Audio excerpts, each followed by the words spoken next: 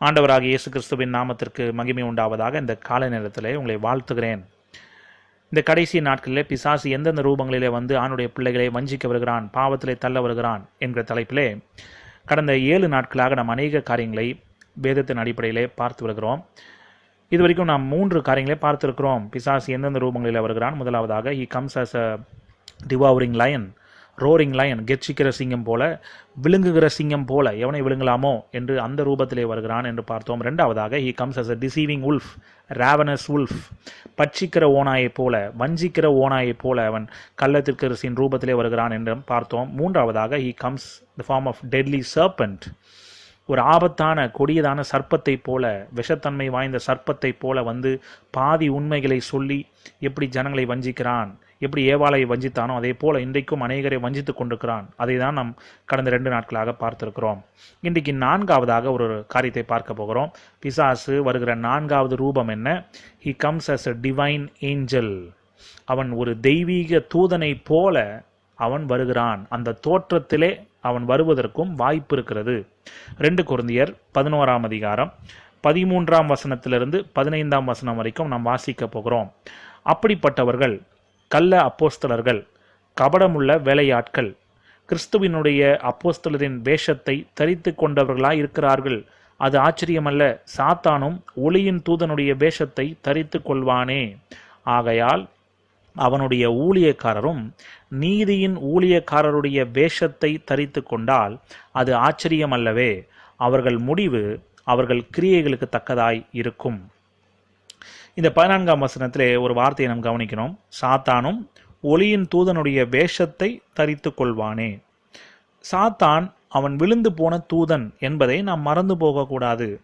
ஒரு காலத்திலே சாத்தானும் பிசாசும் அவன் தூதனாய் இருந்தான். பிசாசும் ஒரு காலத்தில் தூதனாக தான் இருந்தான். அவன் விழுந்து போன தூதன் பெருமை நிமித்தமாக ஆண்டவருக்கு எதிர்த்து நின்றபடியினால் அவன் கீழே தள்ளப்பட்டான். இந்த சத்தியம் நமக்கு தெரியும். ஆகவே தான் நான் சொல்லியிருக்கிறேன், வெளுத்ததெல்லாம் பால் என்று நாம் நம்பிவிடக்கூடாது, மின்னுவதெல்லாம் பொன் என்று நாம் நம்பிவிடக்கூடாது. சாத்தானும் விழுந்து போன தூதன், அதை மறந்து போகவே வேண்டாம். ஆக இந்த இடத்துல நாம் வாசிக்கிறோம், சாத்தானும் ஒளியின் தூதனுடைய வேஷத்தை தரித்து கொள்வான். இன்னொரு இடத்துல நாம் வாசிக்கிறோம், தேவ பக்தியின் வேஷத்தை தரித்து அதன் பலனை மறுதளிக்கிறவர்களாக இருப்பார்களாம். அப்போ இவர்களெல்லாம் யார்? இவர்கள் கள்ள அப்போஸ்தலர்கள், கபடமுள்ள வேலையாட்கள், கிறிஸ்துவினுடைய அப்போஸ்தலரின் வேஷத்தை தரித்து கொண்டவர்கள். ஆக நாம் இந்த வேஷத்தை இன்றைக்கு நாம் அடையாளம் கண்டு கொள்ள வேண்டும். சாத்தானும் ஒளியின் தூதனுடைய வேஷத்திலே வருவதற்கு வாய்ப்பு இருக்கிறது. இன்றைக்கு பிசாசு இந்த 4 ரூபத்திலே வருவதற்கு வாய்ப்புகள் இருக்கிறது என்று 4 காரியங்களை நாம் பார்த்திருக்கிறோமே. இதிலே நீங்கள் என்னை கேட்டீர்கள் என்று சொன்னால், பிசாசு இன்றைக்கு கெர்ச்சிக்கிற சிங்கம் போலவும் வருகிறான், உண்மைதான். இந்த வஞ்சிக்கிற ஓநாயை போல, இல்லாவிட்டால் பட்சிக்கிற ஓநாயை போல வருகிறான், அதுவும் உண்மை. நேற்றைய தினத்தில் 2 நாட்களாக பார்த்தோமே, அவன் டெட்லி சர்பெண்ட், அவன் சர்ப்பத்தின் ரூபத்திலே வந்து ஜனங்களை வஞ்சிப்பதற்கு வாய்ப்பு இருக்கிறது. ஏவாளை வஞ்சித்தது போல இன்றைக்கும் வஞ்சிப்பதற்கு வாய்ப்பு இருக்கிறது. ஆனால் இந்த 4ஆவது காரியம் இன்றைக்கு நாம் பார்க்கிறோமே, மிகவும் முக்கியமான ஒரு காரியம். டிவைன் ஏஞ்சல், ஒரு தெய்வீக தூதனை போல, ஒளியின் தூதனுடைய வேஷத்தை தரித்து கொண்டும் சாத்தான் வருவதற்கு வாய்ப்பு இருக்கிறது. இதற்கு தான் அதிக வாய்ப்பு இருக்கிறது. காரணம், நான் ஏன் இப்படி சொல்லுகிறேன், இந்த ஏஞ்சல் தூதர்கள் என்று சொன்னால் உடனடியாக அது ஒரு சூப்பர் நேச்சுரல் எக்ஸ்பீரியன்ஸ், ஒரு இயற்கைக்கு மேற்பட்ட ஒரு உன்னதமான ஒரு அனுபவமாக தான் அநேகர் பார்க்கிறார்கள். ஒரு வியத்தக்கூடிய, அநேகரை வியப்பில் ஆழ்த்தக்கூடிய ஒரு அனுபவமாய் இருக்கிறது. ஒரு தெய்வீக தன்மை வாய்ந்த ஒரு அனுபவமாய் இது இருக்கிறது. ஆக இந்த ஏஞ்சலிக் எக்ஸ்பீரியன்ஸ் என்று சொல்லுகிறார்களே, அதாவது தூதர்கள் வருகிறார்கள் போகிறார்கள் என்றாலும் அநேகம் பேர் சொல்லுவார்கள். ஆக சாத்தானும் ஒளியின் தூதனுடைய வேஷத்தை தரித்து கொள்வான். அப்போ அவன் அதிகமாய் ஜனங்களை வஞ்சிக்கக்கூடிய வாய்ப்பு எதில் சாத்தானுக்கு இருக்கிறது என்று சொன்னால், இந்த ஒளியின் தூதனுடைய வேஷத்தை அவன் தரித்து கொள்ளும் பொழுதுதான் அவன் எளிதாய் அநேக உண்மையுள்ள கிறிஸ்தவர்களையும் அவன் வஞ்சிப்பதற்கு இந்த வேஷத்தை போட்டால்தான் வாய்ப்புகள் அதிகமாக இருக்கிறது. அது சாத்தானுக்கு தெரியும். அதனால தான் அவன் இன்றைக்கு இந்த ஒளியின் தூதனுடைய வேஷத்தை தரித்து கொண்டு அநேக கிறிஸ்தவர்களை வெற்றிகரமாக வஞ்சித்து கொண்டிருக்கிறான்.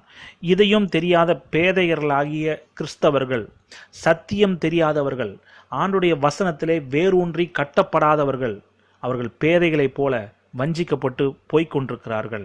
இன்றைக்கு நாம் அப்படியா இருக்கக்கூடாது. அதற்காக தான் இந்த வார்த்தைகளை நாம் தியானித்து வருகிறோம். கள்ள அப்போஸ்தலர்கள் இருக்கிறார்கள். இன்னும் சில நாட்களுக்கு முன்பாக தான் நம் கள்ள திருக்கரசிகளை குறித்து நாம் பார்த்தோம். கள்ள அப்போஸ்தலர்கள் இருக்கார்கள். For everything devil has a counterfeit. எல்லாவற்றுக்கும் எப்படி ஒரு நல்ல நோட்டுக்கு கள்ள நோட்டு இருக்கிறதோ அதே போல தான் உண்மையுள்ள ஊழியக்காரர்களுக்கு எதிராக பிசாசு பொய்யான ஊழியக்காரர்களை ஏற்படுத்தி வைத்திருக்கிறான். கள்ள அப்போஸ்தலர்கள், கள்ள திருக்கரசிகள், கள்ள போதகர்கள், கள்ள மெய்ப்பர்கள், இப்படி பல பேர் இருக்கிறார்கள். கள்ள சகோதரர்கள், ஃபால்ஸ் டிசைபிள்ஸ், கள்ள சீஷர்கள், எல்லாவற்றிலும் இந்த பிசாசு கள்ளத்தன்மையை நுழைத்து விட்டான் சபைகளுக்குள்ளாக. ஆகவே நாம் ரொம்ப ஜாக்கிரதையாக இருக்கணும். இந்த உண்மையான ஊழியம் செய்கிறவர்களுக்கும் இந்த தேவ பக்தியின் வேஷத்தை தரித்து அதன் பலனை மறுதளிக்கிறவர்களுக்கும் நாம் வித்தியாசத்தை கண்டுகொள்ள வேண்டும். எப்படி கண்டுகொள்ள முடியும்? தோற்றத்தை வைத்து அல்ல. அதுதான் பிசாசு வெற்றிகரமாய் செய்து வருகிறான். அப்போஸ்தலனாகிய பவுல் வெளி தோற்றத்திலே பார்க்க போனால் அவர் ஏதோ ஒரு ஈர்க்கக்கூடிய தோற்றத்தை உடையவர் அல்ல. அப்படிதான் வேத பண்டிதர்கள் சொல்லுகிறார்கள். அவர் ஒரு குள்ளமான மனிதனாய் இருந்திருக்க கூடும். அவருக்கு தோற்றத்தை அவுட்வேர்ட் அப்பியரன்ஸ் வெளி தோற்றம் பவுலுக்கு அந்த அளவுக்கு பார்த்தவனே பவுலை பிடிக்கிற மாதிரியான ஒரு தோற்றம் அவருக்கு இருந்திருக்காது என்றெல்லாம் வேத பண்டிதர்கள் சொல்கிறார்கள். ஆக இதை வைத்துதான் அந்த கொரிந்து சபையில் உள்ள விசுவாசிகளும் ஏமாந்து போனார்கள். பவுல் அந்த தோற்றத்திலே அவர்கள் ஈர்க்கக்கூடியதா இல்லை. ஆனால் இந்த கள்ள அப்போஸ்தலர்கள் மற்றவர்கள் எல்லாம் தோற்றத்தை வைத்து பார்க்க போனால் அவர்கள் ஈர்க்கக்கூடியவர்கள். அவர்களுடைய பேச்சு, இன்னொரு இடத்துல நம்ம வாசித்திருக்கிறோம், இச்சக பேச்சு, நயவசனிப்பு, இந்த வார்த்தைகள் தேன் போல ஒழுகும். அவருடைய வார்த்தைகள் அவர்கள் பேச ஆரம்பித்தாலே தேன் போல ஒழுகிற வார்த்தைகள், மென்மையான வார்த்தைகள், சுகர் கோட்டட் ப்ரீச்சிங், சர்க்கரை தண்ணி தடவின பிரசங்கத்தை போலதான் பேசுவார்கள். ஆனால் உள்ளத்தில் அவர்கள் பட்சிக்கிற ஓநாய்கள். இந்த இடத்துல ஒளியின் தூதனுடைய வேஷத்தை தரித்து கொண்டு வருகிறவர்கள். பிசாசும் வருவதற்கு வாய்ப்பு இருக்கிறது. ரொம்ப ஜாக்கிரதையாக இருக்க வேண்டும். அப்போ பாருங்க, இந்த இடத்துல பிசாசு ஒளியின் தூதனுடைய வேஷத்தை தரித்து கொண்டு எத்தனையோ பேரை அவன் வஞ்சித்து வருகிறான். இந்த வஞ்சனைக்குள்ளாக நீங்களும் நானும் அகப்படாதபடிக்கு இன்னைக்கு நாம் ஜாக்கிரதையாக இருக்க வேண்டும் என்று சொன்னால் செய்ய வேண்டிய காரியம் என்ன தெரியுமா? நாம் ஆவிக்குரிய பகுத்தறிவை பயன்படுத்த வேண்டும். வேதத்தின்படி ஒரு காரியம் சரியா இருக்கிறதா என்று நாம் பரிசோதித்து பார்க்க வேண்டும். 1 தீமோத்தேயுவிலே நாம் வாசிக்கிறோம், நீங்கள் எல்லா ஆவிகளையும் நம்பாமல் என்று மன்னிக்க வேண்டும். 1 யோவானிலே நாம் வாசிக்கிறோம். 1 யோவானிலே எல்லா ஆவிகளையும் நம்பாமல் நாம் என்ன செய்ய வேண்டுமா? இந்த ஆவிகள் தேவனால் உண்டானவைகளோ தேவனிடத்திலிருந்து அனுப்பப்பட்டவைகளோ என்று நாம் சோதித்து பார்க்க வேண்டும்.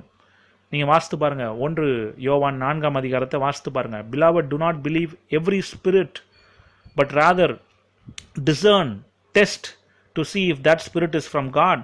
ஆண்டவரிடத்திலிருந்து வந்த ஆவியா என்று நாம் சோதித்து பார்க்க வேண்டுமா? அநேக கள்ள திருக்கரசிகள் உலகத்தில் தோன்றி இருப்பதினால் நாம் எல்லா ஆவிகளையும் நம்பக்கூடாது.